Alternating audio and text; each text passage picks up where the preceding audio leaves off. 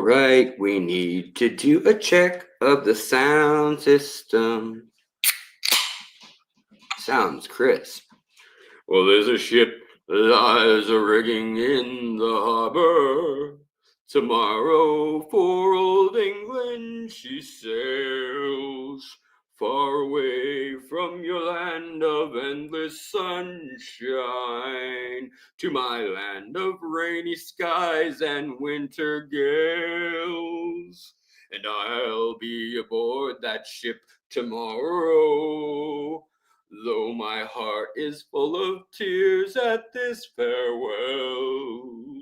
For you are beautiful, and I have loved you dearly, more dearly than the spoken word can tell. For you are beautiful, and I have loved you dearly, more dearly than the spoken word can tell. I've heard there's a wicked war a-blazing, and the taste of war I know so very well.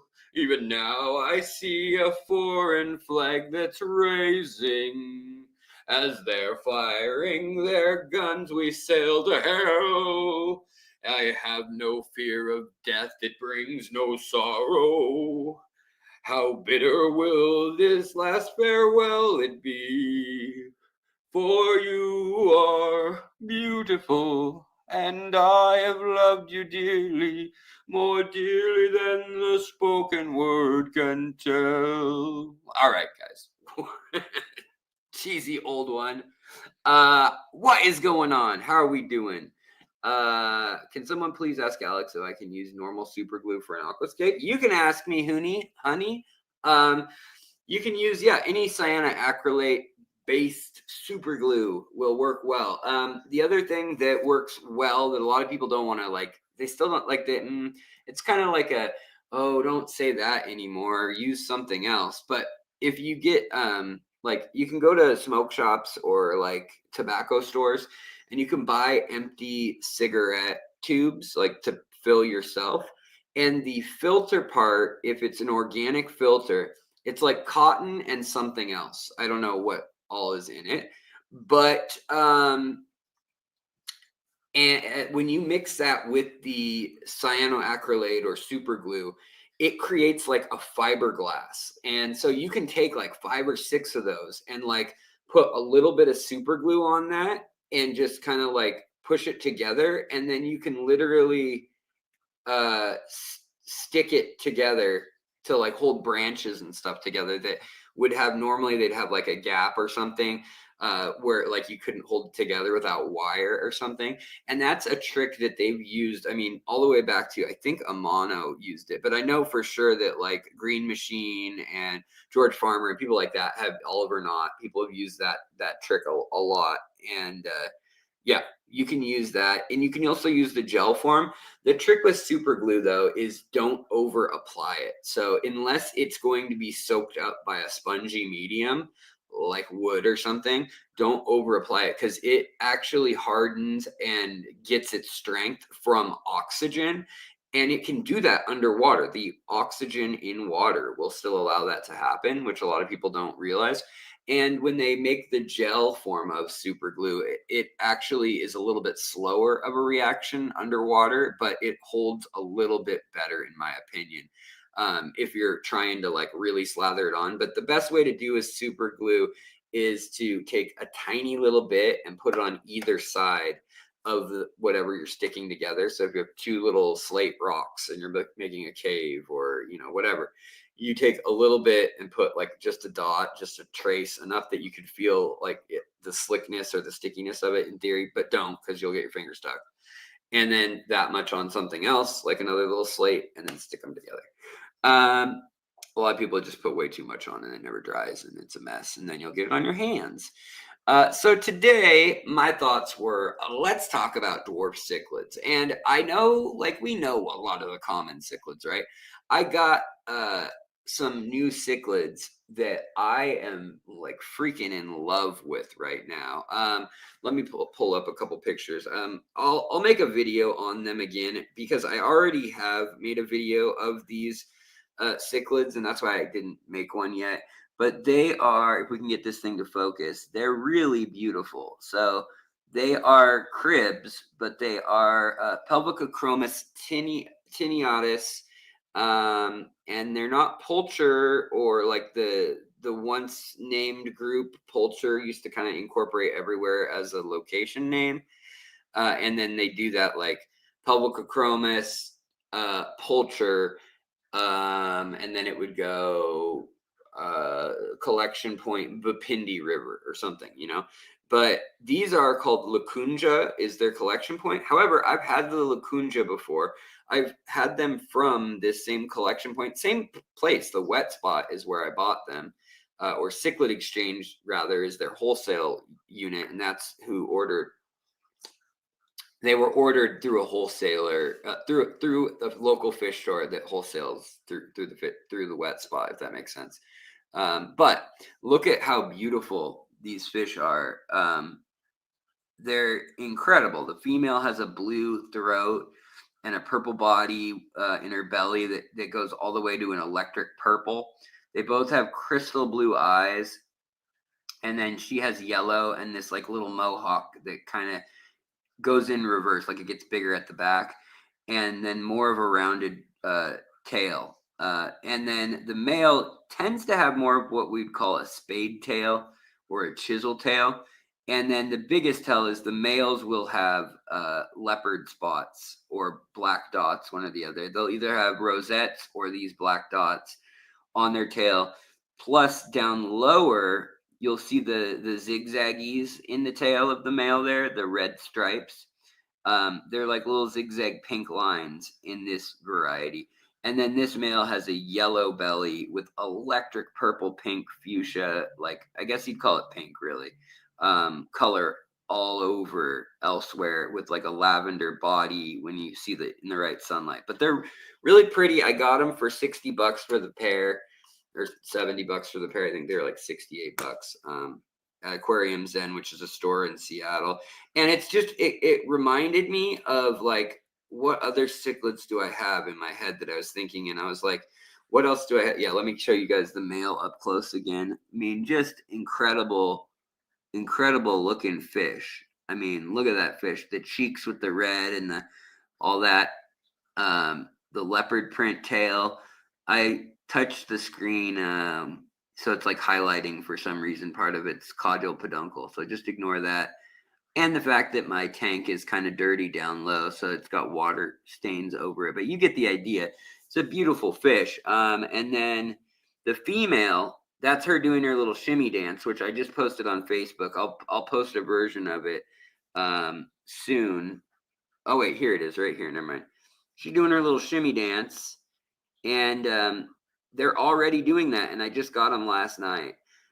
So I threw a coconut shell in. I didn't think they'd be settling in quite so soon, but she's already doing her thing, which is she's kind of sorting through the stuff on the ground. The male's kind of looking for a place to settle down, and she's doing her shimmy shake in front of him, which usually the male, honestly, will do a lot of that too. So I was a little surprised he hasn't done any of it. And the other thing that's odd is that this little, the little Autocinclus, the marbled or leopard or zebra, or not leopard, tiger or zebra, Autocinclus, has been hanging out with them like nonstop. And they're from South America, but these little guys are from West Africa, Cameroon, however you want to say it. And cribs, they're a variety of rock crib, technically. So these are technically a little bit bigger than like the Pulcher cribensis, like the Nigerian reds you'd usually see, or like the albino cribs, or just when you see it just listed as cribensis or crib. These are one of those. But these are the Lacunja River variety.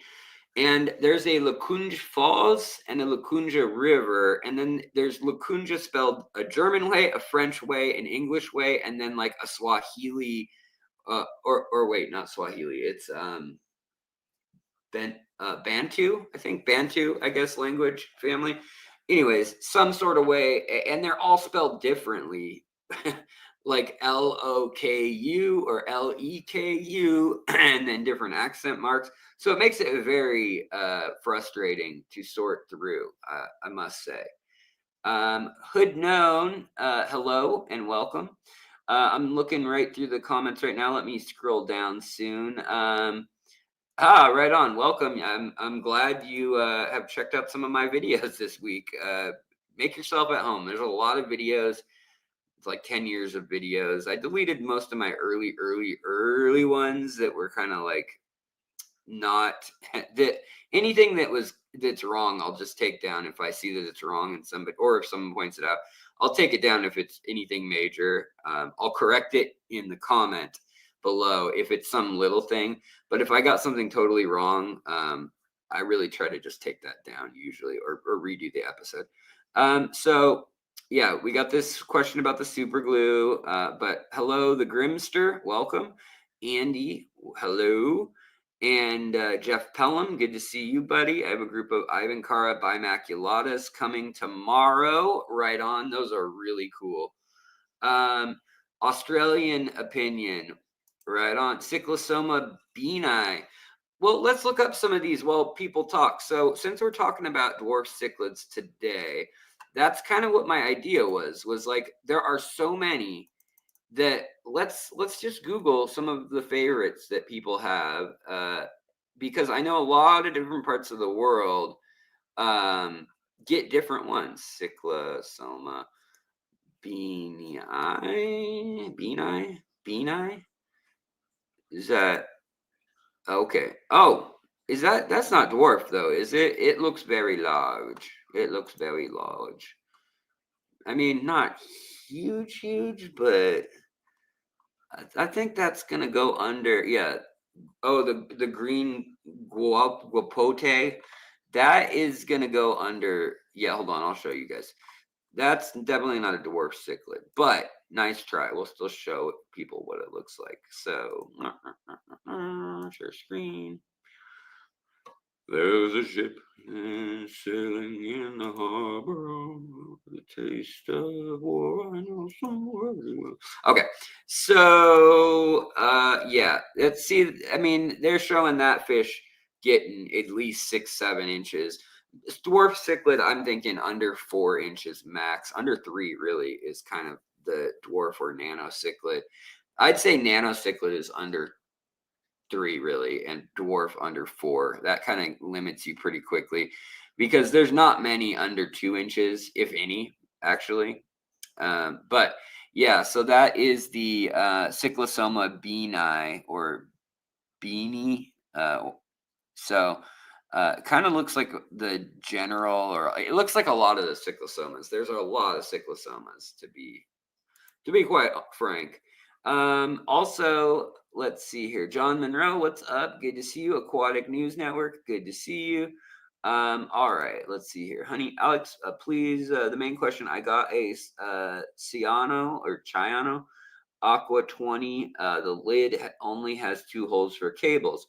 After that, it's closed. Is that enough for gas exchange?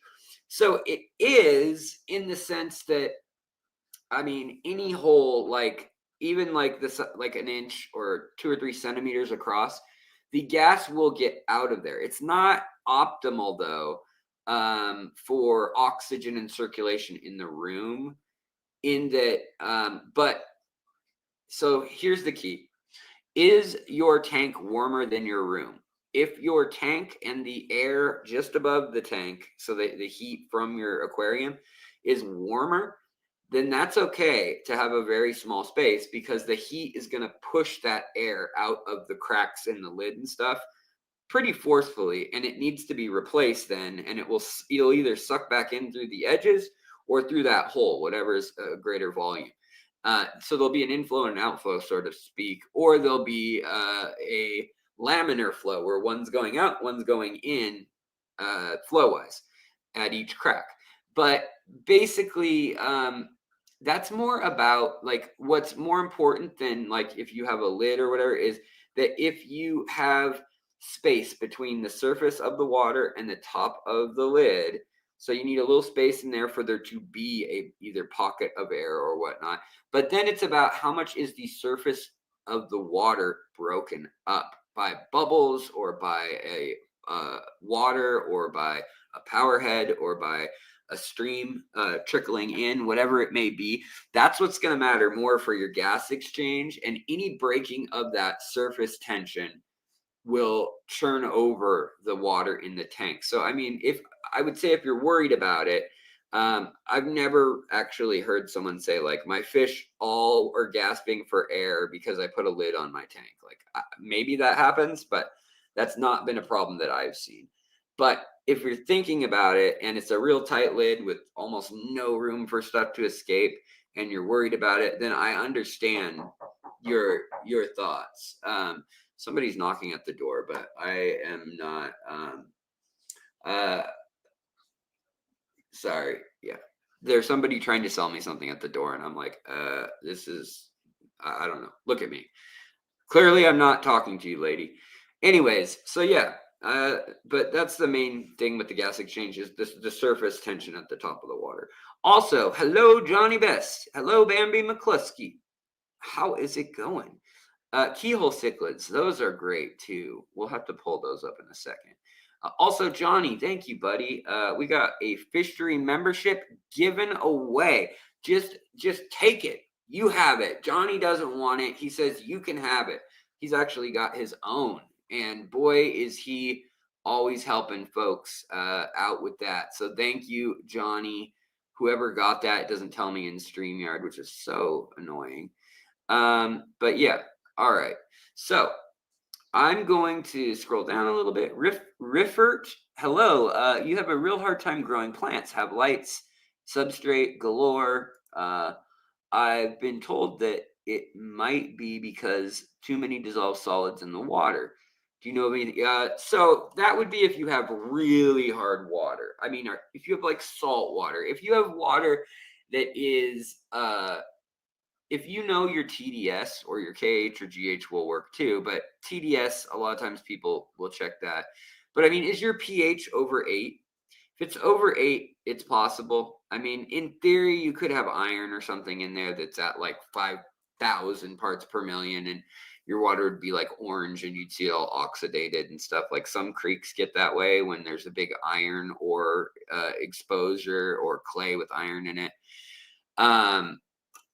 You'll see it like almost like an orange, and then it has like a weird bluish purple, like metallic hue kind of glow to it too. If you've ever seen that in the wild, and even all the plants and stuff in streams like that will grow with algae that grows with the iron. And so it's amazing that the plants can grow like that. But even then, they grow with all that iron. You'll see it sometimes in ditches, like on the side of the road, that are getting also oil and other things leaked into them that have heavier metals and things that are that get suspended in water, dissolved in water. But I mean, I would say it's probably not the issue. If it is, the kind of ironic fix is that you add some plants. You can take some leaves and hope to bring the acidity down somewhat, because most plants don't actually have a super hard time with the hardness. It's usually the pH. There are some plants that don't like hardness. I'm not saying there aren't any. Like rotalas don't tend to like hard water. Bacopa does not, or I mean, kabamba, hornwort, they hate hard water. But things like valsinaria, sword plants, even some crypts, all the Madagascar lace plants and things like that, Anubias. If you can't keep those plants, then you got something going on that's beyond all that. You know, and usually if you can't keep plants alive at all, you know, a lot of times it's just that you don't have enough light. The light is an issue. You know, the amount of light, like this is just this is a lot of light when I shine it right on myself. This is on a little 4-gallon tank, yet this is barely enough light for the plants. Well, not, I shouldn't say barely, but it's like the minimum that I will put on a planted tank. And a lot of tanks sell kits that have enough light to see the fish and enough to kind of like keep plants chugging along. But if anything is out of place other than, other than just that light not being enough. So if the light's not quite enough and you don't have a good substrate with nutrients, or you're not dosing fertilizers, or if your case is the water's 8.5 pH, that in conjunction with one another can make it so that the plants won't grow. But it's usually pH over the actual hardness. So let's see here. I'm gonna skip down. We're gonna see, hello Johnny again, giving out another bloody friendship. Holy cow, thank you, man, for handing out memberships. That's very kind of you, seriously. Sleeper Barbecue Grills to Gills. I love that name. That's awesome. Hello. Ace, hello. Also, V249705. You are very welcome for the content. Hold on. Fishery can use YouTube pop-out chat featured for enhance this chat. I don't know what any of this means, but is it a new feature? Because I don't know. Okay, so let me get all the way down to where we're caught up, okay? Because I know a lot of times I get behind talking and chatting about stuff on these streams, and then I'm answering questions for people who've already left. So I'm sorry if I missed your question, but now I am live with your questions, and I'm at the comments with Budget Bonsai saying question right here, and there's a few comments after that, but I'm going to start right there in the comments, the one I got on the screen. 22 minutes in. I am sorry if I skipped your question, but just hold up and ask it again, and I will answer these starting right now. And then we'll keep on chugging, talking about dwarf cichlids if time allows. Otherwise, I'll do a whole episode on dwarf cichlids, like ones you guys have never heard of, man. All right, so let's see here. We got question. Does sponge filter placement matter? Not really. It does, in that you want water to pass through it. But if you have water moving in your tank, anyhow, then, that's fine. In a small tank like you're saying, though, you're not going to have a ton of water moving. And honestly, with the sponge filter and that small of a space, the sponge filter in the course of, say, I don't know, maybe 5 to 10 times an hour. It kind of depends on your flow rate and all that. It's tricky with the sponge filter, whereas a hang off the back will tell you right away how many gallons an hour or minute it does. But you want to be at least 5 to 10 times overturning the water an hour, generally speaking, for fish that like oxygen and flow and stuff like that. But for the plants themselves, they'll suck nutrients out of the water and get what they need pretty good. Anyways. Let's see here. So I got that question. Duckweed and marmo mossballs are what I grow. Yeah, that's really easy to grow. You finally made it. Chris Henson made a live, right on. What is GH, KH? What is actual hard water? So I have a whole video that's what is pH, GH, and KH, and how do they impact my water. I did that video about 2 months ago. So I'll let you watch that for more of a discussion, but GH is your general hardness. KH is your carbonate hardness, or your rather your hold on, my brain's having a brain lapse. I don't want to say this wrong, and I've said it so many times that now I've confused myself. KH, I believe, is the carbonate hardness, right? KH aquarium.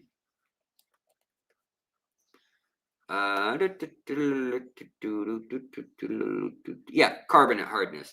So KH is your carbonate hardness, and basically KH and GH are a measure of your kind of electrolytes or your potassium, your magnesium, that stuff in one, and then the other one is your calcium and your so some of those minerals like that for shells for plants basic functions. The other one is like the carbon that's in your tank, essentially in the form of things like limestone or shells or exoskeletons or crushed coral, all sorts of different bones and things that fall to the bottom of the ocean or a lake.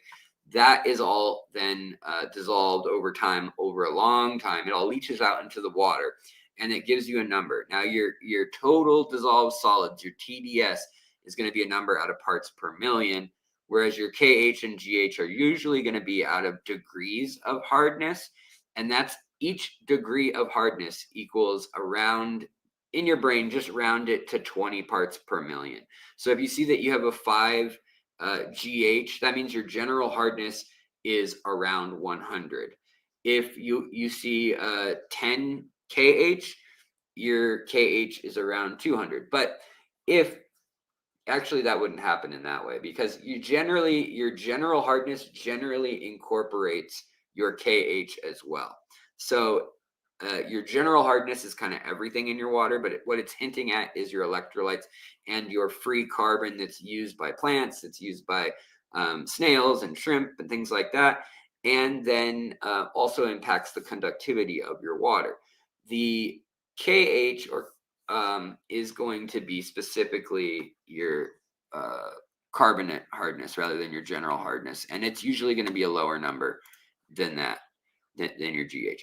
Okay, and then pH, of course, is your alkalinity, how acidic or how neutral, or neutral is at 7, acidic's anything below 7, and alkaline's anything above 7. Darbwire, fish street. I bought a product marketed as Amazon would supply by a company called AquaGlobe. It looks a lot like like spider. Any idea if it might be something different? I don't know. I don't know.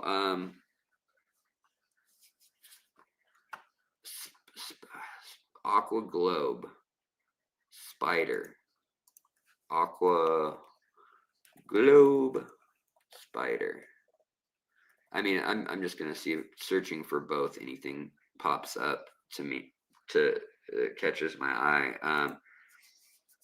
and of course I will share it. I mean, so AquaGlobe. Hold on, AquaGlobe aquarium. Let me put that in there because apparently it doesn't even know what I'm talking about. So I don't actually know what you're referring to. It's not helping me on anything here. Let me get rid of the word spider in the first place. I'm not even finding like aquarium globe or aqua globe as anything other than just like a tank. It's not. Also, I mean, I see that it's like a brand. So I don't know, or it's also a thing in your pond. So I don't know. Someone says G Carlton says Nanochromis minor. You know, I love Nanochromis. We don't talk enough about Nanochromis, but like the Nanochromis are really, really beautiful little elongated fish. I think they're kind of sensitive, and that might be why. Somebody asked an inappropriate question. I mean, it's not inappropriate, whatever. And the answer to this is you spelled it wrong. And so that would mean the woman form of that word. So I wouldn't say I use, women that are the hero or the protagonist of the story. But I would say that I had my freaking, I was in the hospital, 2 days ago, and they tried to draw my blood 5 times, and they butchered it. And then I also, these rashes. You can clearly see these aren't on a vein or anything. If that's what you guys are seeing. Whereas this is all 2 veins that they butchered. And that's what it looks like when you miss on me. So that's what I would be looking like if I if I was doing that. But yeah, just a brief health update. I know it's boring and nobody cares, but in case I go MIA forever, yeah, right now the infection that I had that I beat, and I was like, "Yay, guys, I got rid of the infection." It's back in my bone marrow, in my foot, and my foot is for the first time not in a soft cast since December. They've actually taken it out of the soft cast, and they're allowing it to. They're trying to wrap it tightly to try to bring some of the edema in the leg down. And also, I have a stress fracture in the heel, so they're trying to set the heel also, and they needed the swelling and the edema in that ankle to be gone, basically, to set it. So fun story is they're probably on Monday. It will be the day that they do it, either Friday or Monday, depending on what my lab work shows. So they're starting me on a crazy regimen of antibiotics. If that doesn't work, I will be in the hospital for 3 days to get an IV drip of antibiotics again. So the weird part about all this is because of my lupus, my body is not responding to the fact that I have a antibiotic resistant infection that's in my bone marrow and blood right now. And they knew it was on the wound for weeks and weeks, but it was gone from my system finally after being on antibiotics for a long time.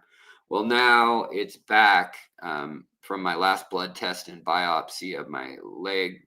And yeah, it's just a bummer. So it might be a bit of a battle. I'm not sick yet, though, because my body literally is on anti-immune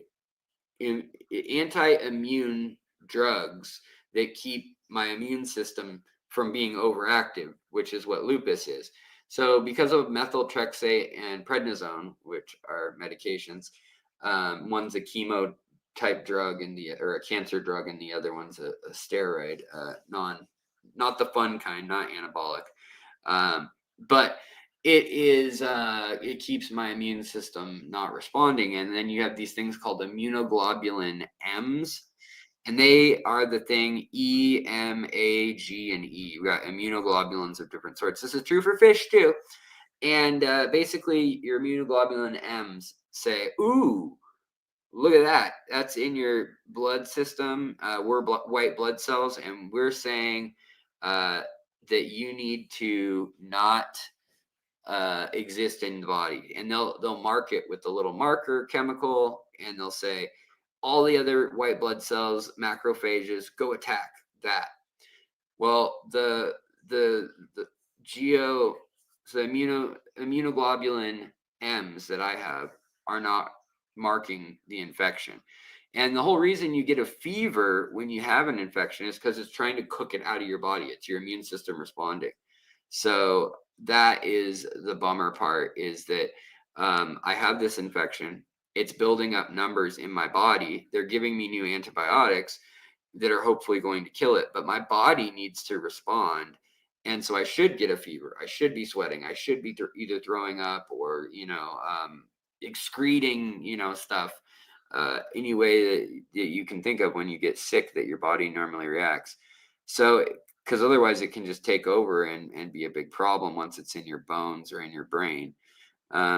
And that's what happened this summer when I was on life support. So I don't know if you guys pray or whatever, but it might not hurt at the moment, even though I feel okay right now. I'm just tired, but yeah. All right, let's see here. Johnny, thank you again for telling folks. Let's hit that like button if you like it. If you don't like it, don't. I mean, someone said that Corey's going right now. So, I mean, if I can't compete with that, right? But if we can try a little bit, then, Oh, Spider Wood. Hold on, David. Aqua Globe versus Spiderwood. I still don't know. I don't know the answer to the question because I don't know, but if you re-ask it in the form of something that my dumb brain can comprehend, sure. Thanks, Jeff. I appreciate it, brother. I really do. um, I have tried out just about everything hood known. I have colloidal silver that they literally have me put in the wound right now. I have, I could show it. I could literally throw it up on the desk right now. Actually, I'd fall over if that were the case. But I have a um, puncture wound in my heel that used to go to the bone. Now now it's 1.5 inches across, so 4 centimeters one way, and like 6 centimeters or almost 2 inches the other way. So it's like an ovally shaped thing. It's kind of like that. And it is 1/2 inch deep now. It used to be 1.5 inches deep. So all the way to the bone. So I'm healing, but it's still open to infection. I still have to wrap it. And so they're putting me in a wheelchair next week, probably too. I'm going to have to keep my leg up most of the day. So I should be able to still do live streams and stuff, but I probably won't be able to film any videos out and about. I'll probably have to be like in bed filming me talking and edit all my B-roll. So it's a good thing I've been filming fish and like extra footage and all sorts of stuff for a long time. We've got lots of stuff that we can add. Wild form of the German ram is better than the aquarium strain, says Carlton. Yeah, I agree that, I mean, after seeing all the German blue rams, the electric blue rams, the yellow rams, the lightning rams, the Batman ones, the purple ones, they're all kind of cool when you see a new morph for the first time. But I agree that like it was a Bolivian ram is just beautiful, just absolutely beautiful as a wild little fish.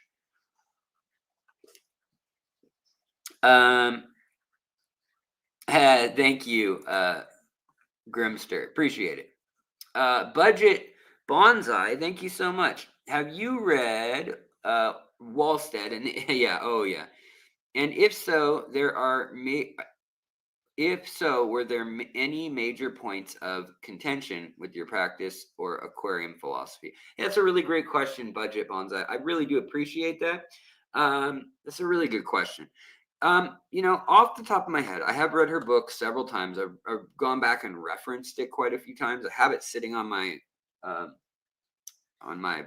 whatever bookshelf somewhere over there. But her book in its original format, I don't know what volumes other people have and whatnot, but I have the original one from like 94 or 92 or whatever it came out. And it's kind of like an assembly of essays and research, and then kind of like a dialogue discussing it, or a monologue discussing research work and citations from like real scientific sources and things. And so I don't have like a contention with any one thing necessarily. I guess there's a few things that have needed to be updated, and she knows that. She's put out newer updated versions, and she's also done like when she talks, I've seen her speak several times. She'll say like, oh, this is a little different, or now this product's on the market and it works almost as well as this or that nowadays. The main thing I would say is I don't like taking soil designed for terrestrial use, so soil for above ground uses, and assuming that that's going to work well for your aquatic uses. Granted, yes, all soil comes from above ground usually, and then gets eroded or washed into places or inundated or whatever. But once soil has been under pressure, under time, sometimes heat or no heat, sometimes oxygen, sometimes no oxygen, and you've got water flowing over it for millennia, you get a very different beast than what you get out of a garden. And so my main contention or thoughts are that aqua soil, in my opinion, the manufactured stuff, it may not be as quote unquote natural as, say, silt with mulm that's built up from real organisms and plants decaying and all that stuff, which you could scoop out of a river. But we also don't work on the scale that's so big in our aquariums that we can have this type of ammonia that leaches for years and years and years, that is so nutritious. We don't have 50 feet deep in the middle of our aquarium where there's no fish hardly, and then just around the edges, we're really taking just a slice of a lake or a river and looking at the spot that's shallow with a few logs and plants in an aquarium. In any other body of water, there's this huge water column, there's flowing water, there's a lake, there's water that comes in and out. So unless you're talking about stagnant, like black water, flooded forest areas, which notoriously have almost nothing in the soil, and the pH is so low, and the phosphates are so low, that plants notoriously don't grow well there. In fact, like the Amazon, they thought it would be devoid of agriculture because nothing would there. You can't farm the soil in the deep Amazon, even if you dry it out. You have to burn things down and then add nitrogen back to it in order to get things to grow. In fact, there's an entire incredible invention and agricultural revolution. So you probably heard of crop cycling and stuff like that, right? Or crop rotation. Well, in the Amazon, they would take bone and they would take food scraps and they would take charcoal in the form of, and that means like wood burned hot enough without oxygen. So it's turned into activated carbon type of charcoal. And then they would mash that up, and that has potassium, like potash in it. And then they would mix in like excrement from livestock or other, either fowl or pigs or whatever. They'd mix that in, and then they would, they'd burn the forest lightly on top of that during the dry season. And it was all this careful balance to make this stuff called black earth. Um, and this black earth stuff allowed them to farm in the deep Amazon, and allowed, now they know there's these stone ruins that were just discovered in the northern Amazon only about 15 or 20 years ago, that we had no idea they could even exist in those conditions. But they do, because humans enrich that soil. And if it's not being done every 20 or 30 years, the soil falls out of use again. The water washes all those nutrients away. So I would say for low light plants, low intensity aquaculture, you just got like a little bowl. You want to put it in the window. Sure, you can use dirt of a low nutrient grade and put it in your bowl. But if you want good looking plants, you want really beautiful plants that are at their full potential, color wise, shape wise, density, stuff you see in aquascapes, do it the way the aquascapers do it. Honestly, don't do the lasagna method that I like to do in my tanks. Don't do the deepest substrate methods. Do a highly oxygenated aqua soil substrate. You can do a little bit of a sand cap, but use root tabs, use liquid fertilizer, estimated index dosing, use CO2, and use tons of flow, tons of filtration, do lots of water changes, and add fertilizers.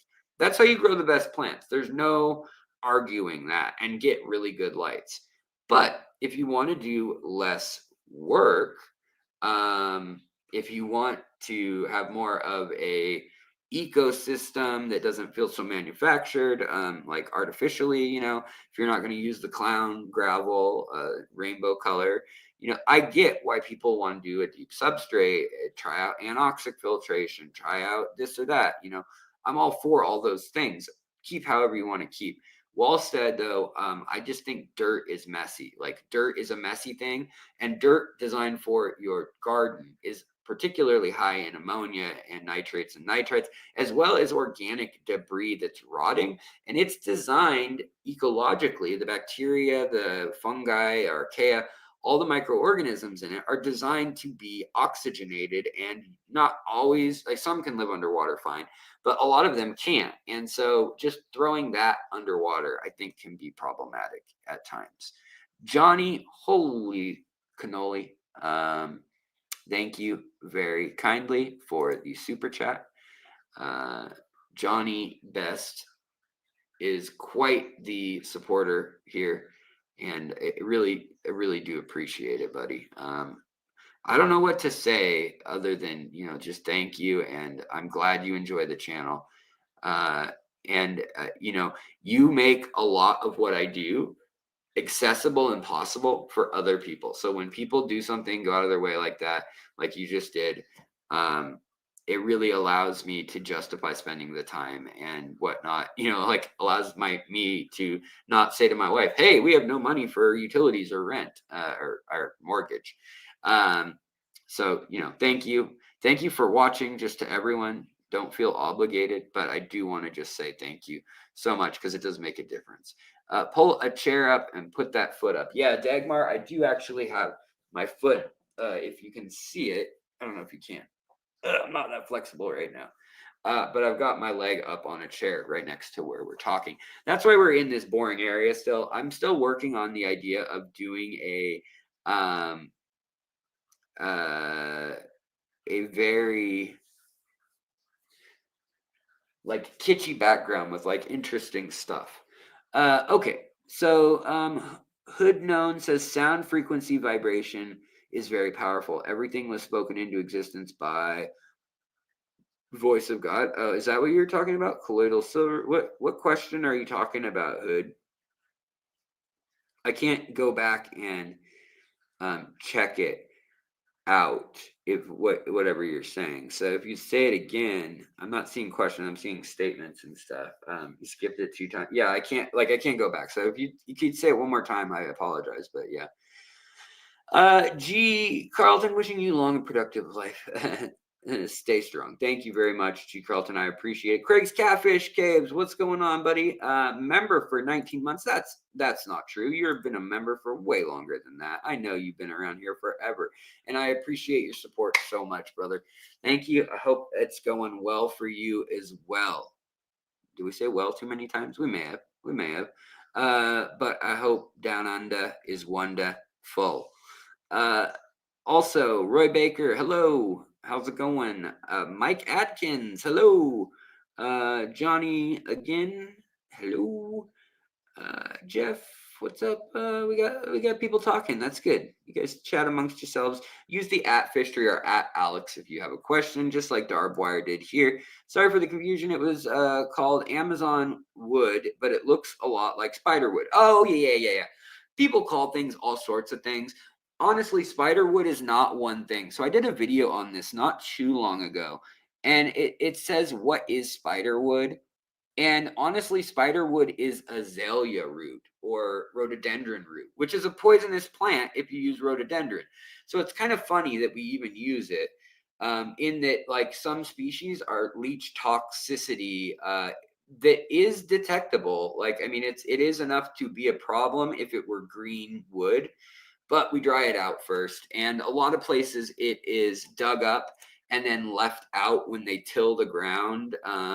Especially in China, southern China, there's these big forests of rhododendron and azalea trees, as well as we have a variety here in the Pacific Northwest that gets 4 or 5 stories tall, and the root systems are huge, tangled, just crazy spider web looking, spiderwood looking things. But they just dig that up, flip it out, and then they dry it either in the sun or wait for the excavators to come by. And then people will, saw it and cut off chunks of it. Then they'll usually pressure wash all the dirt and the other stuff off of it, or even steam clean it. But yeah, whatever it's called, if it's being sold in an aquarium store, don't sweat it. I'm sure it's not going to kill your fish or anything. Usually, if nothing else, the supply chain is old enough to ensure that wood has been 6 months since it was sent over on a slow boat from Lord knows where, and it got to you. By the time it does, it's usually UV, salt, time, light, all that stuff. Gets to it. Divide by 0. I have 2 Ivancara species. Oh yeah, Nigerian red pelvichromis, and I have red. I have read that Ivankaras like acidity and soft water. I have acidic and hard. How would you address this? So that's a tough one. Divide by 0. honestly, I would say if your fish are happy, if they seem healthy, if they do their mating dances and things and they're colorful, then don't worry about the hardness thing. If you can get your pH where it should be, then don't sweat the TDS or the KH, GH stuff as much. Now, if you can't get them to spawn, I know that like Tianacaras and a lot of like licorice gouramis, even some betta species, stuff like that, have a really hard time spawning when the water has any hardness to it. Some rainbow fish too. Uh, the only way to remove hardness other than plants slowly soaking it up, and also your aqua soil, substrate, microbes, just organisms in your tank slowly eating it. You got a bacteria that eats iron, you got a bacteria that eats carbon in this form, another one that eats carbon in that form, one that eats nitrogen, one that eats nitrates, one that eats ammonia, one that eats ammonium. Like it's really a wild world microscopically, and things do get eaten and used out of the water over time, especially in a diverse ecosystem like an aquarium where we have multiple living stratas. But I would say really all you can do is start with soft water. You have to either use RO or RODI water, distilled water, or rainwater, and you start with water with nothing in it. You add a tiny bit of buffer in either the form of an aqua soil that will have some sort of KH/GH buffer, like Amazonia or Fluval, ADA, Contra soil. Any of those things work fine. Brightwell, all those are fine. Or you add a tiny bit of crushed coral, just enough so that you don't fall into like very, very low pH. But so you put a tiny bit of buffer in there, which could be your aqua soil. That's fine. Even just like a cup of aqua soil in the corner. I've seen people make a Tupperware tub and they drill a few holes in it and they have that sitting over by like a sponge filter, and that's the buffer for the whole tank in acidic tanks. Peat moss can also do similar things, and coconut husk as well. But then you add botanicals and wood. And botanicals, wood, you get the tannin, the lignin, cellulose, all that stuff coming out of it. All that turns to carbonic acid, nitric acid, and sulfuric acid in a very tiny amount. But any element you have in there, once you get your tank into the acidic side of things, it will then break down organic debris and matter and waste, breaks down and turns into those mild acids, diluted in water, of course. But then they will also start melting anything like snail shells, like limestone, or any minerality that's in any shells or any substrate you have or rocks you have. But yeah, no worries, Red. But yeah, the Ivancara species you have, that's really cool that you got both the Ivancara. I think there's only two. There's the Idoka and the Bimaculatus. Is that what it is? Let's pull those up. I want to show people those. I know I said in the title that this is like a dwarf cichlid talk. But I might have lied. We're doing that and just open question, right? Ivancara. Oh, right. Never mind. There are more Ivancaras than that. There are. There's the Adoketa, which incredible fish. Love this fish. Let me pull this up and show folks. This has gotten quite popular over the last few years. For a while, even like 5 years ago, it was several $100s to get a hold of this fish. I'm going to show you guys in a sec. Hold on, stop that screen. Share this screen. Share this screen. Okay, share. Okay, so this Ivancara Adotka, or the zebra Acara, absolutely beautiful. Absolutely incredible. Some people call it a severum, but whatever. It's Ivancara Adoketa. Really, really cool fish. And most of the time they don't look that spectacular. They look more something in here. I actually think the females a lot of times look cooler. They're kind of like an Arctic or whitish blue tone, silver sometimes even. And the males are more of like they'll turn fully rainbow when they're really into it. They'll also do the lick lock thing and the pushing back and forth and the shimmy shimmy shake dances that a lot of cichlids do. And I would say they're kind of right on the verge of, are they what are they? So I'm guessing you have that one, and then maybe bimaculata, or the anomal. Hold on. So I'm going to be curious to read which two you have. So there's that, and then there's this guy, the bimaculata, which is really similar to the idocta, or man, I can't talk today. But then there's also the golden dwarf cichlid, which is the Nanacara. It's not Ivancara, but used to be Ivancara for a while. And there's this one here, the golden eye dwarf cichlid. Those aren't good pictures of it. I've had some that were like full on rainbowy and beautiful.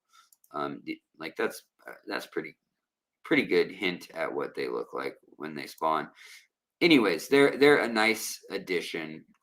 These little guys, they're kind of usually blue, green, yellow, and gold with these real ambery eyes. They're a neat one, and they're a true dwarf cichlid as well.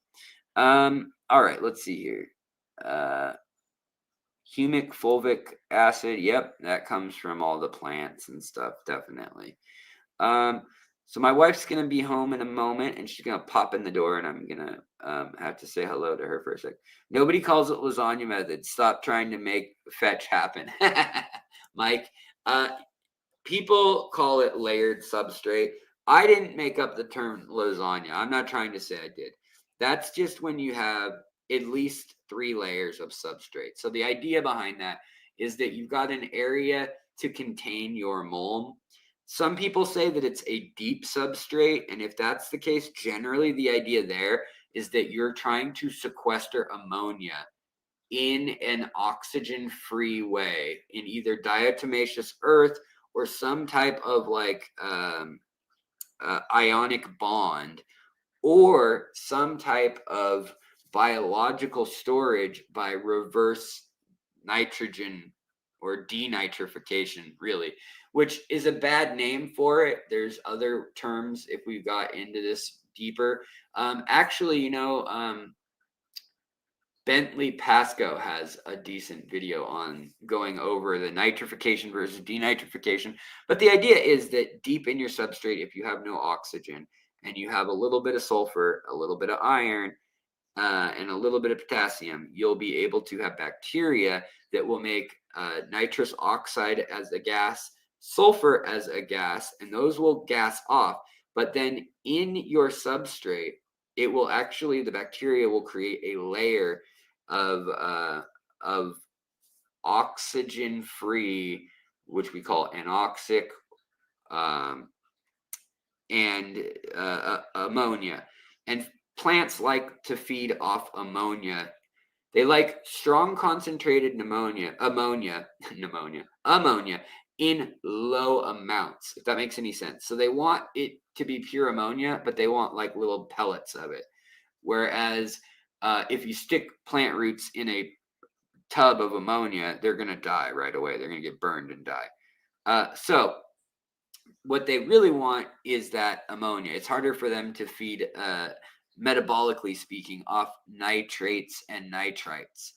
But our fish don't like ammonia at all, can't handle ammonia at all. So some people think by having deep substrate or deeper substrate, it's a way to kind of hack the system where you can feed your fish, or you can feed your plants rather, their roots, you can feed them pure ammonia made of fish poop and fish food that has built up over the course of years. And in doing this, you say, we need voids in the substrate, which is what happens in a lake on a big scale as well. But I've got lots of videos about that if you want to know about it. Dagmar, thank you so much for that super sticker.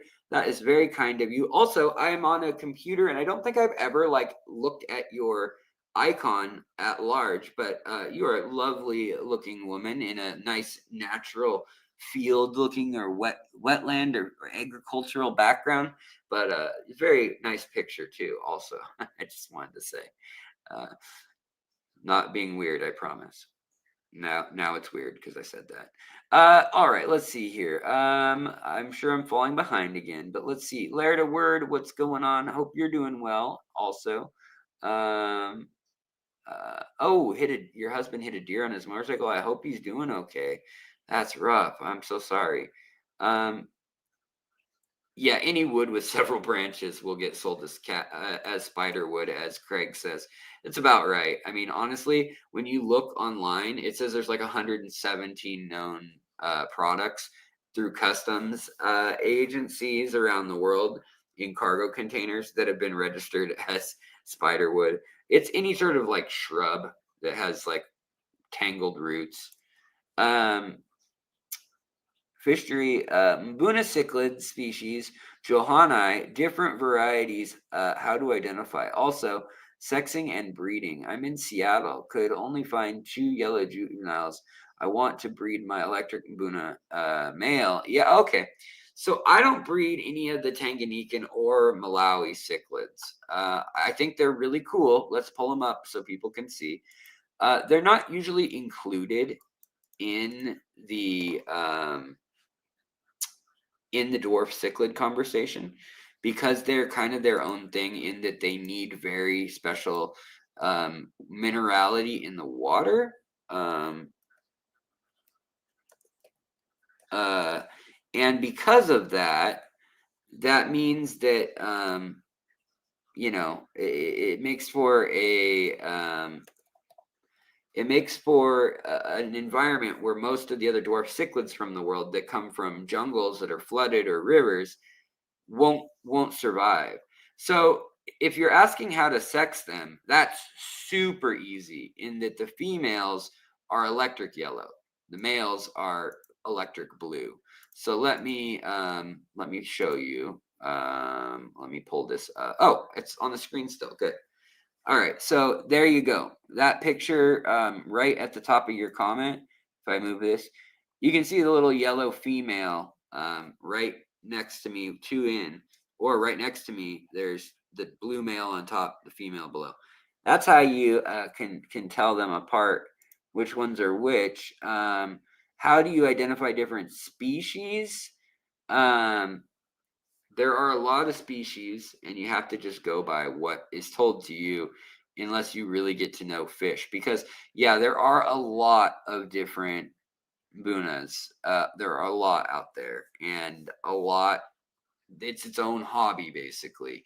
And you don't want to even get collection points confused when you talk to pros. When you talk to people who are really into Mbuna cichlids, you don't want to mess up if they're, a collection point from a certain island or whatever. And so it looks like you're mostly into like the pseudotropheus vibe, but let me show you more of pseudotropheus so everyone can see. Pseudotropheus.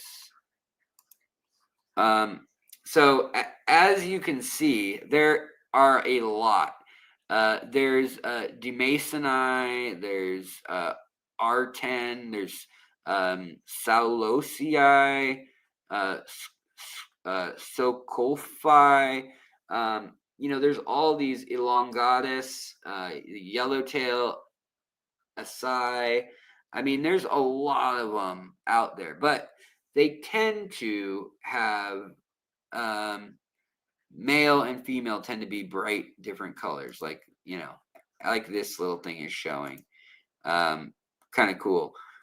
Which is why, like, if you've ever gone to Hawaii, if you've ever been to Waikiki Beach, it's kind of cool, but you go there and they've got hard water pools, so there's no plants in them really, because these guys will tear up plants anyways. There's only a few valsenarias and things like that that'll get along with these cichlids, but yeah, they are very, very cool, and they all have a different niche in the lakes that they're in. Now, there's the two main rift lakes of Malawi and Tanganyika, but there's also some other little side channels and other like lesser known lakes. But there are a lot of species. Like we're talking 800 different species in Lake Malawi alone, and I think what 490 in Tanganyika. So yeah, there's quite a few, and when you look at that combined with collection points, they can look like some species look more similar than the same species from the north of the lake for 300 miles north on the other side of the lake, because it's a very deep lake, Tanganyika anyways. It's, like I think almost 2,000 feet deep. So it's very deep, like oceanic deep almost. And then you've got the edges that drop down quick, but a lot of the fish live right on the rocks and boulders right on the edge. So they've evolved kind of far from each other if they're from way across the way. And they also have evolved their own traits and things very quickly. Also, the Grimster, yes, we will definitely do a beta live stream soon. I think that would be fun.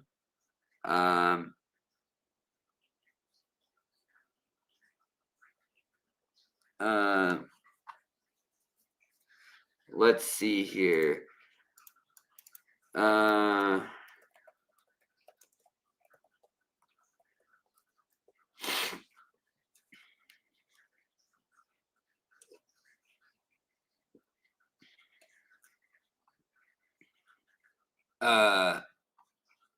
Oh, interesting. Hold on one sec. I'm looking at someone's question real quick because I don't quite know what to say. Okay, so I don't know what this question is referring to, Mike, exactly. But are you talking about wheat lakocha corn? I mean, wheat lakocha corn is all I can think of. But yeah, there's a bacterium and a fungi both associated. There's several bacteria and a fungi associated with this big corn thing that gets deformed and weird. That is a delicacy down in South America and Mexico. And it's also there is a bacteria as well that is dangerous by that Fusarium graminarium. Is that how you say it? It's in the news, but I understand if you don't want to talk about it. I don't know what is in the news about it. Let's see. Let me do a quick trying to understand what. I don't even know what about it would be in the news. I'm not afraid of any. They're making different. Yeah, okay. It's wheat blight. They're looking for different metabolites they can get from it. They've also figured out that it is a deadly soil and sediment borne illness. I mean, like anthrax is too, bacteria rather. There's a lot of things that are harmful in soil and aquariums and things. In theory, if you have a cut, if you have a compromised immune system, are you talking about something like that? Nice. Divide by 0, you have the Adonetta and the Bimaculata. Okay, I was close. Or unless you said, oh, you probably meant Idocetta anyways. Yeah, very cool. You got the cool ones, Divide by 0. Hello, wifey. How are you? You got, come here. Bring both of you here. The cat hasn't bugged me this entire live stream. It's very odd. She's just holding the cat like a purse. Hi, baby girl. Hi, baby girl. My wife and my cat. My best friend and my wife. Hi, guys. She's the cutest baby. Yeah, we got a playpen for her. It's like 75 degrees today, and we're gonna put her in her like I don't know. It's like a cat jungle gym outside. We have a catio. That's what it's called, a catio. I got you there. let's see here. Nobody's perfect, each their own in their failures and achievement, but Alex changed me in this hub. Well, thank you, Johnny. I appreciate that. You know, I try my best, and of course I mess things up. I try to always share when I mess stuff up because that's where you learn the most. Is when you mess something up royal. You're like, I better share this with my viewers because like what good does it do? And maybe people will think, oh, what a dum that guy's failed 5 times this year. It's like, yeah, I have 30 tanks I'm trying to manage at one point, you know. And of course, three things go wrong out of all those in a year. It's not that surprising to me, but it may look bad to somebody who's used to watching channels where no one no one does anything. Let's see here. You're no tech, Mike. Yeah, I appreciate no tech. I like over at LRB's place how quiet it is. I really do like that, and I like the bigger ponds he's doing in his yard. If I had room for that, if I had Florida temperatures and stuff, I'd be so there with that. I love that. Pond Puppy said I made some 6.4 pH water with muriatic acid and let it gas off gas for 3 days. Now with the sponge filter, it's back to 7.0. Will it go back down again? It should, but yeah, it may. I don't know, actually. Okay, it's going to sound weird, but it depends on if the muriatic acid had other things in it or whatever. You could have had, it may already be buffered. That's your problem here. Okay, we don't know what we're working with, right? So if you had RO water, you could just use distilled water out of a bottle and just just open the bottle, pour it in a bucket, and it's going to drop in pH. It's going to go to like 6.5 or 5.5. It depends. It depends on the atmosphere and stuff. But that will just happen. When you have tap water or aquarium water that already has KH and GH of some amount that we may or may not know, you then compensated for that and you brought the pH down from wherever it was. If it was at 7.0 or so, you're saying if it was around neutral, then that should mean you probably don't have a ton of KH or GH in there, probably fairly minimal. But now that you brought that down, it will bond with any of the KH or GH and kind of they cancel each other out. So when you put something acidic in, it melts whatever is alkaline. And the alkaline melts and then fuses with the acidic and neutralizes out and kind of cancels each other out. So you got this left and right thing. And yeah, obviously neutral is kind of in the middle, and that's where you kind of try to balance them out. Yeah. Johnny Best wants to know. Okay, so also Mike is flipping me crap, saying Alex is pseudo ignoring me, but we both know what's up.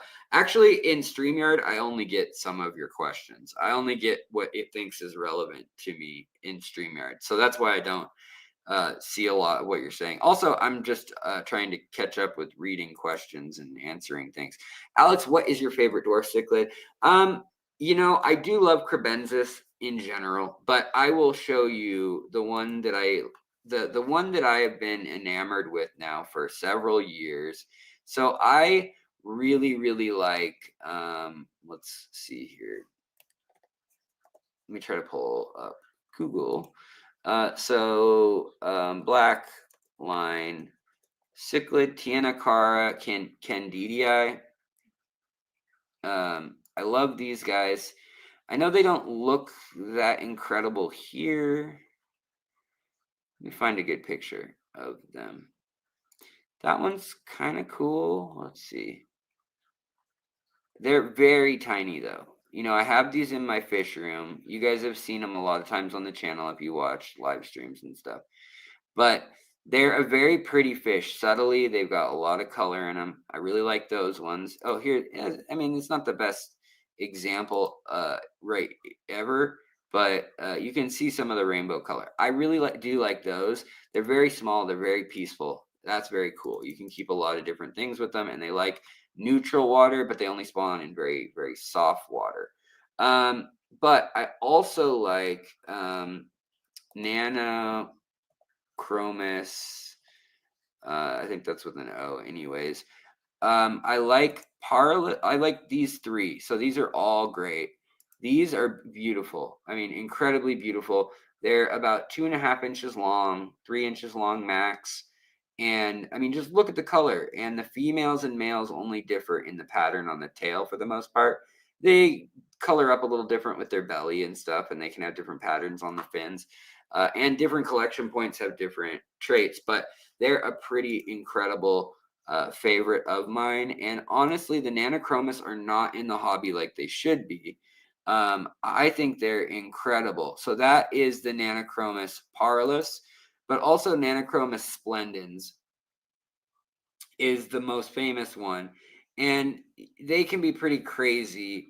These is the Tuglisi one, or Tugelsi one. I mean, look at that with its fins up. And it's got the throat extension and everything with the gill extensions. When these things swim together, I mean, just look at that. It's beautiful, like turquoise with the electric pink, and then they've got a leopard print, and it's just they're a really cool fish, and they can really light up. I mean, when they're in their black water, you can see this is a gravid female full of babies. Plus, they have this cute little eyeliner look. But the other one that I really do like too, in that same exact genus, is going to be the Nanochromis transvestitis, which you might be like, why the heck is it called that? That's a weird name for a fish, right? Transvestitis. It's because this is the female. The male is the boring one. So when you look at the pair, which one do you think is going to be the male? You'd assume this one, the really electric colored one, but it's not. The male is boring. So I do like these a lot. They have a very this is the male up close, by the way. Still not a bad looking fish. Still only 2 or 3 inches max. Some of them stick around like 1.5 inches. And then the female, look at that. Just, I mean, it's like a red bullseye with black and white stripes and the mohawk look, and the cheeks are blue. Just a super cool looking fish. Plus, they have all these, they take care of their young. They have all these crazy dances. And then I also like the Enigmatochromis.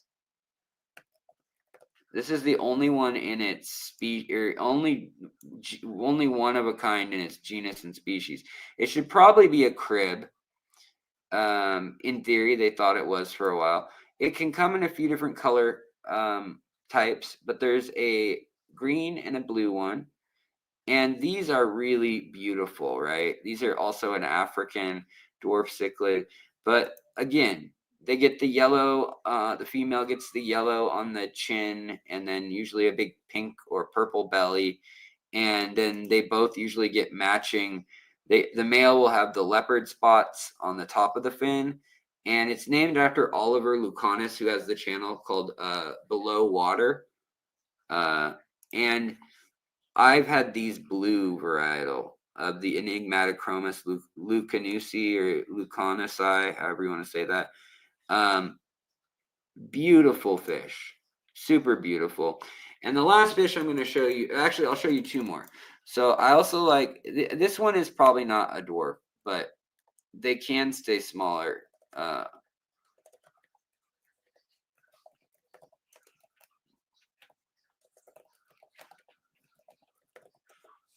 Oh wait, that's not what I wanted to look up. I wanted to look up Hopla Soma. Oops, what did I do? Okay, so you guys may or may not have seen this, but these guys are incredible, right? The Haplochromis cichlids, they come in a lot of colors. Some of them are smaller than others. This is about the size that some of them get. There are a bunch of species, a bunch of collection points. They vary very minutely. Like, that is completely different species than, say, this.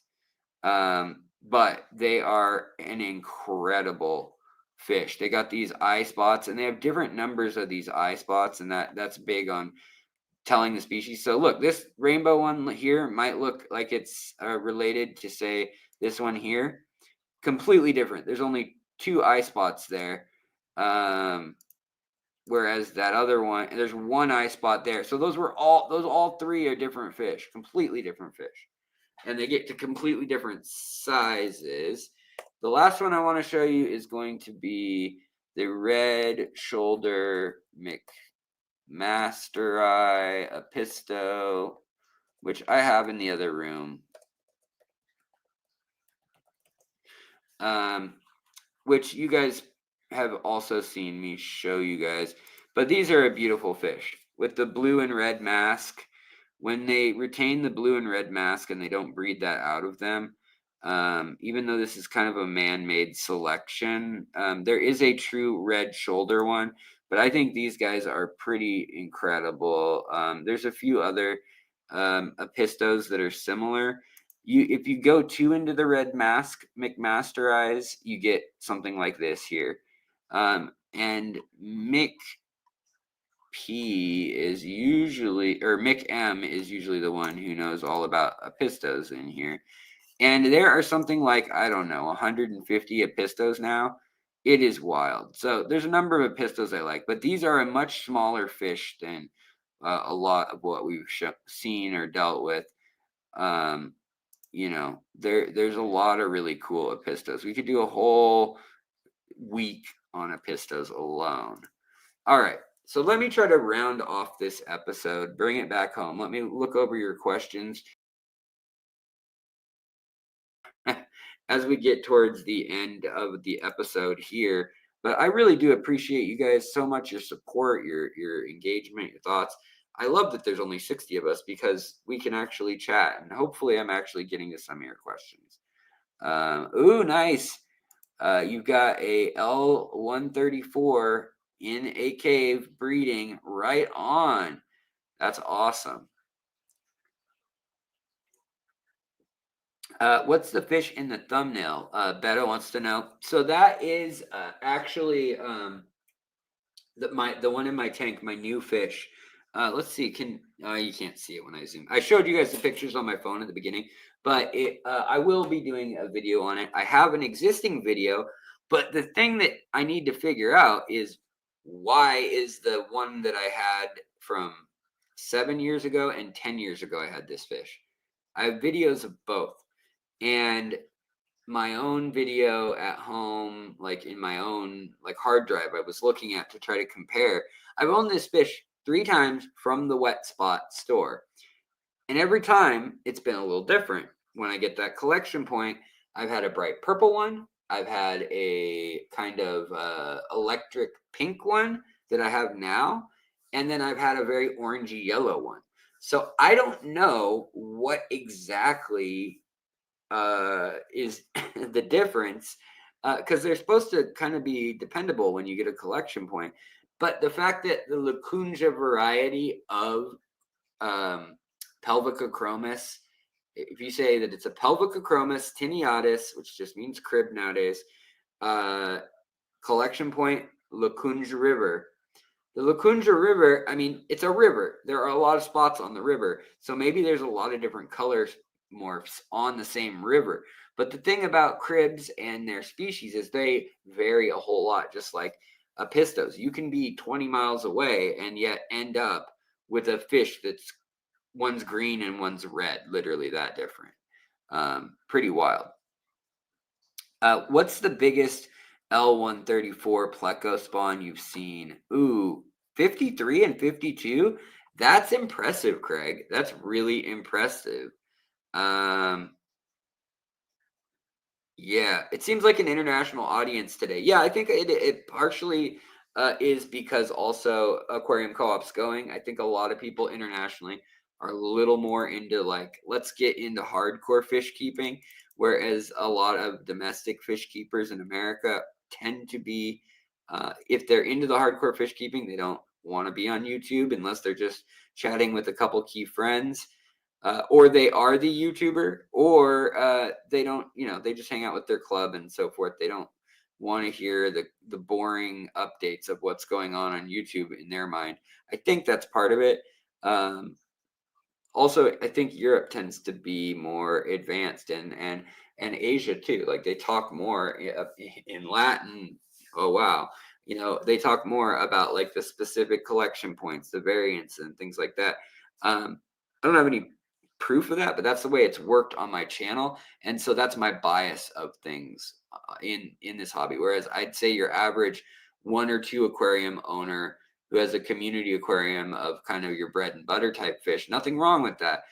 Or when they're first getting into it, they tend to be wanting to watch more of the like top 10 lists and the like fun ideas and like the basics of how to do this or that, and they have questions or they need to ask, and in the chat hopefully someone can just pop in and help them real quick. But when we get into a nitty gritty discussion about fish and being hardcore fish nerds, we definitely kind of cater to our own little group over here, I think. And I don't have a problem with that. I think that's great. I don't know though. That's just my guess. I think by far, Craig, I think that's the best I've ever heard of for a leopard frog pleco. That is insane. I've never spawned more than like 12 babies at a time, to be honest, that lived. That is wild. So you're saying 200 around pH 7, TDS around 200. Okay. Wow. What's your temperature at? I'm just curious. And are they just a real old couple or a real old? How many leopard frogs are in there together? That is wild though. That's so cool. Ross Baltimore, what's up, buddy? Jordan Broughton, hello. Nanolotius cichlids. Nanolotius. I don't know that one. Hold on. Nanolotius. Why is this not? Come on. Sorry, I'm trying to find something to show you guys.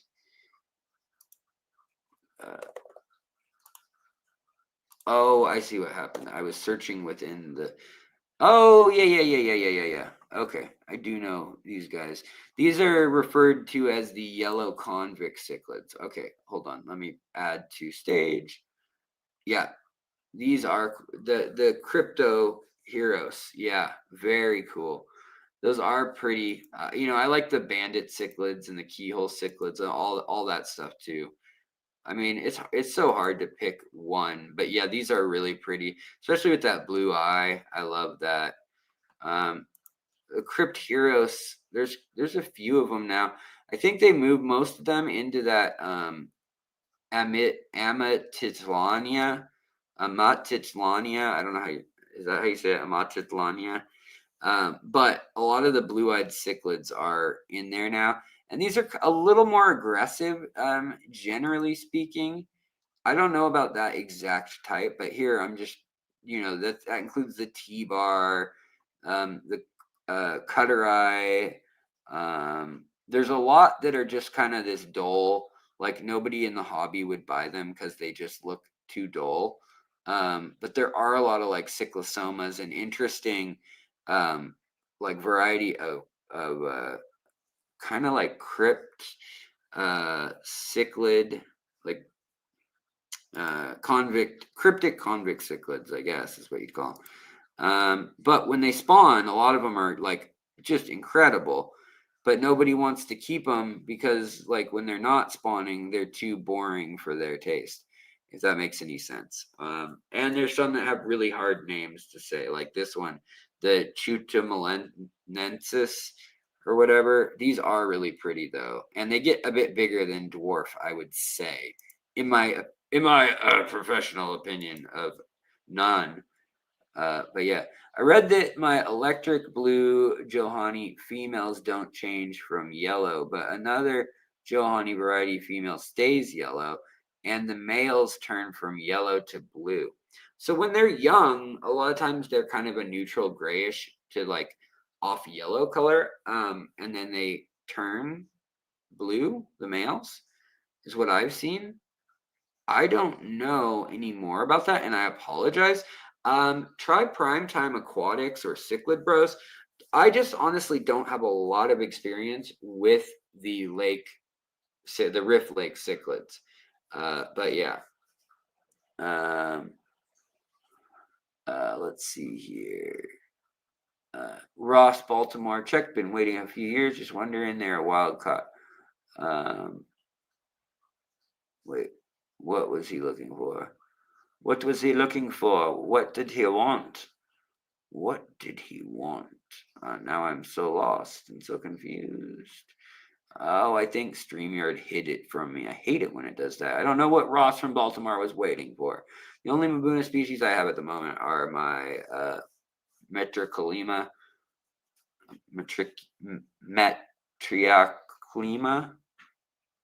long pelvic ndoka. That's a name. That's a mouthful. Here, I'll just put on the screen.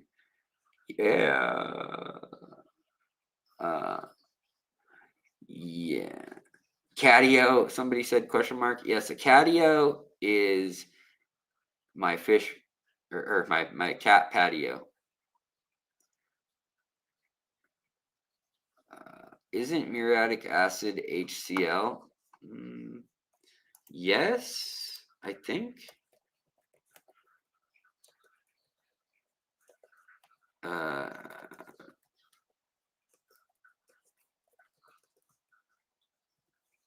Hold on. Let me see what's different about it. Oh, it's hydrochloric acid. That's what it is. Sorry.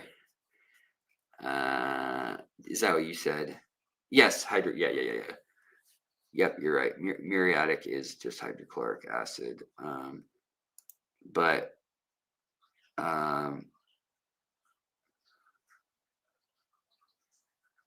chemical formula is also hydrochloric acid.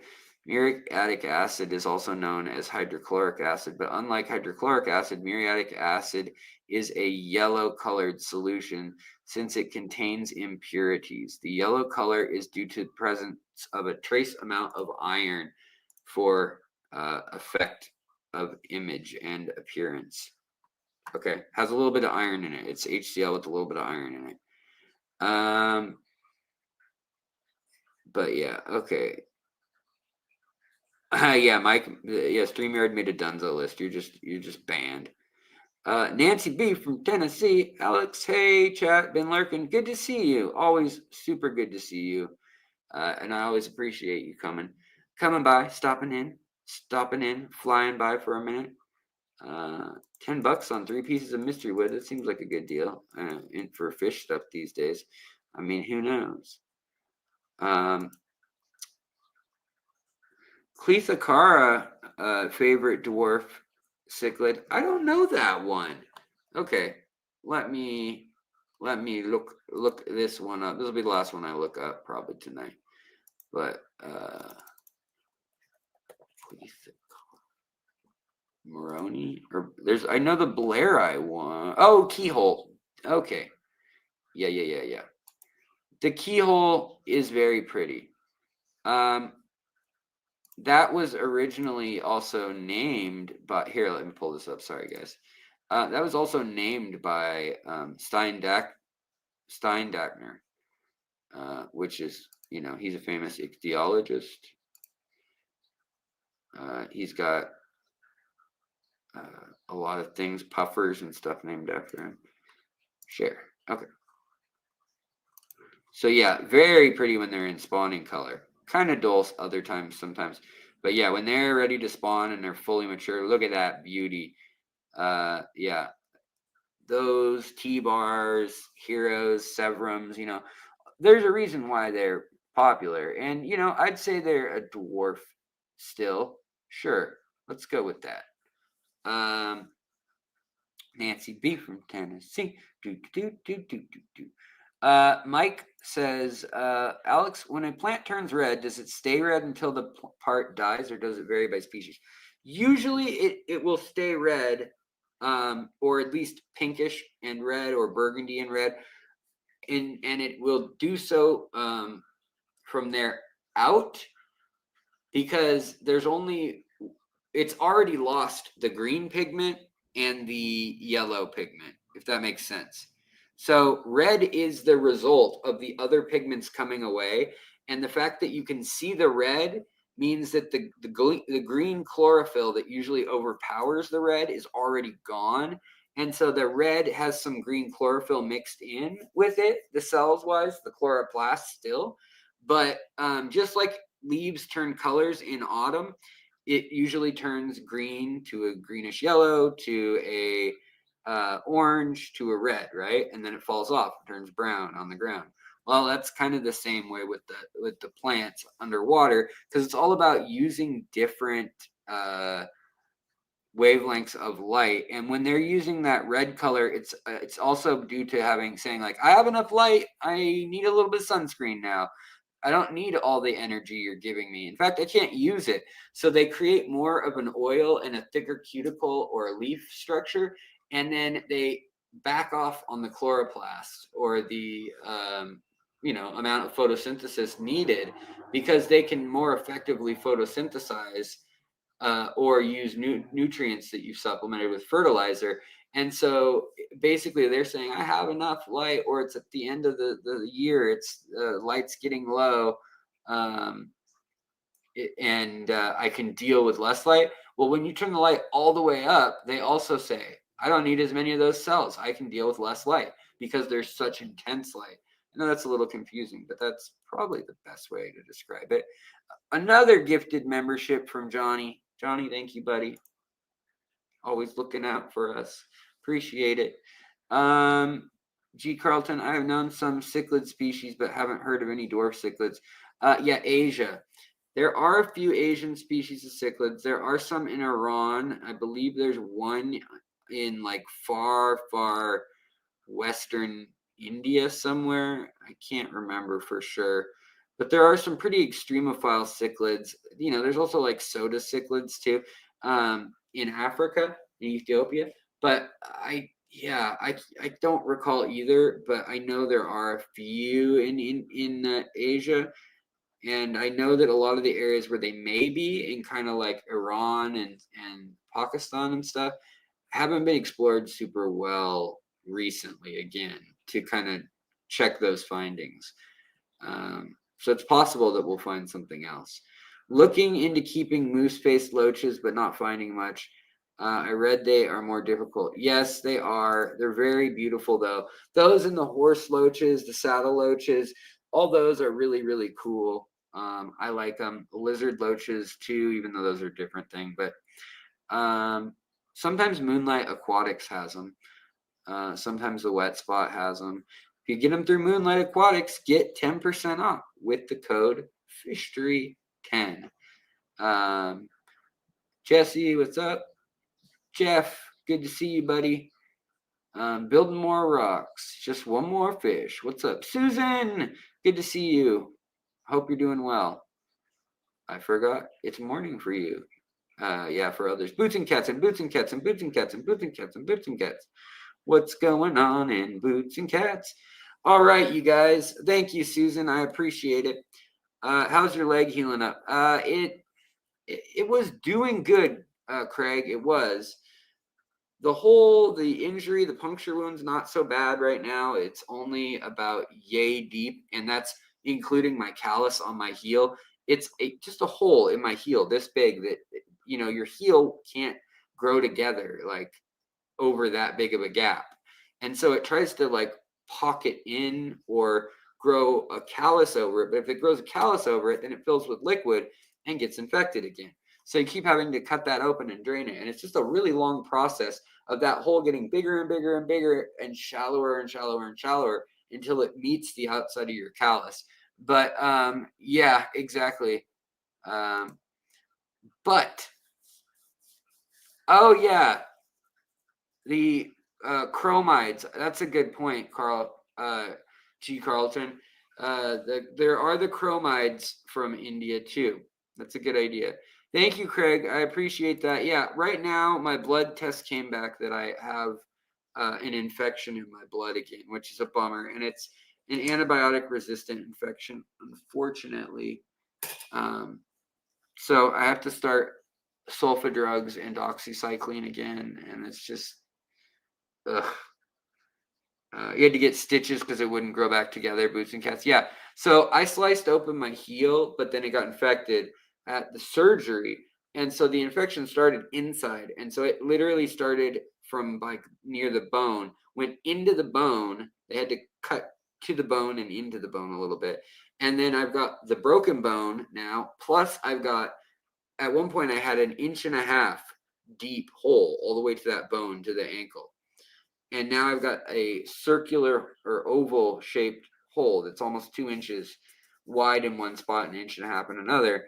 And it's honey. Yes. We have actually used that. The wound official, like Western doctor medicine, they've used that and collagen as well. And it does seem to help. The other thing they use is, oh yeah, manuka honey and collagen. Yeah. Anyways, so guys, I think I'm gonna get out of here. But I hope you guys are doing well, and I hope you continue to have a great night if you were having a great night.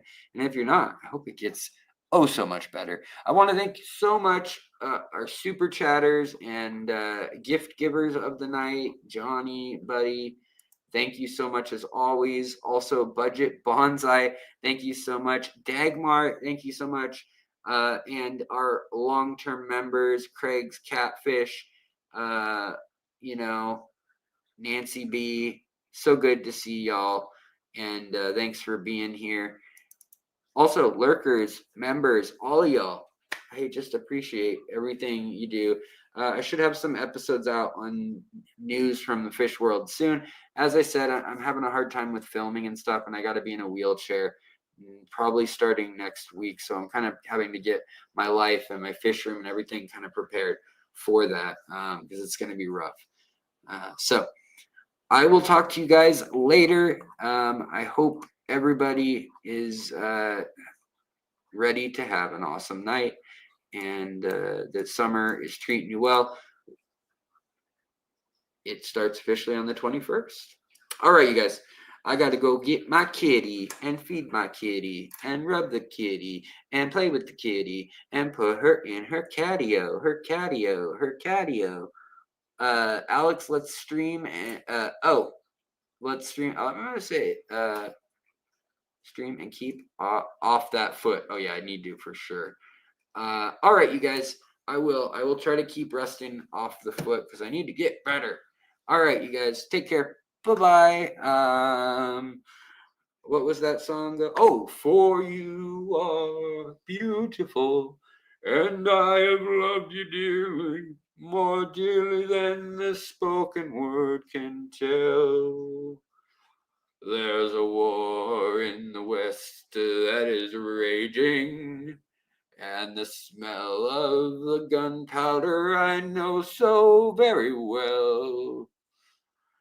For you are beautiful, and I will love you dearly, more dearly than the spoken word can tell. You guys should go listen to that epic ballad from the 50s and redone in the 70s also. But who the heck does that song? That's I have to tell you before I go. That'll be my last thing. It's called I don't even know what it's called. What is it called? I have so many songs stuck in my brain for so many. Who knows? Oh, Roger Whittaker is who's singing that song, and it is called "The Last Farewell." All right, you guys, take The Last Farewell. Yeah, there you go. G. Carlton. That's right. Amy, hello. Sorry, I gotta go. Garage Gills also gotta go. Sorry, guys, but have a wonderful night. And if you wanted to hear more of that song, just go watch the beginning of the stream.